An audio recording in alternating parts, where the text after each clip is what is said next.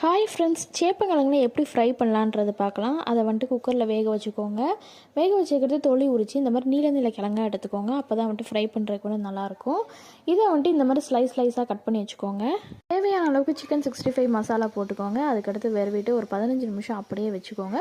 Next எண்ணெயில் போட்டு பொரிச்சு எடுத்துக்கலாம். அப்படி ஒரு திருப்பி இப்படி ஒரு திருப்பி போட்டு நல்லா மொறுன்னு சேப்பங்கிழங்கு ஃப்ரை எடுத்துக்கலாம். இதை விட நிறைய பேர் சாப்பிட மாட்டாங்க. குழந்தைங்களுக்கு இந்த மாதிரி செஞ்சு பாருங்கள், கண்டிப்பாக சாப்பிடுவாங்க. இதோட டீட்டெயில் ரெசிபி கீழே டிஸ்கிரிப்ஷனில் கொடுத்துருக்கேன். கண்டிப்பாக செக் பண்ணி பாருங்கள்.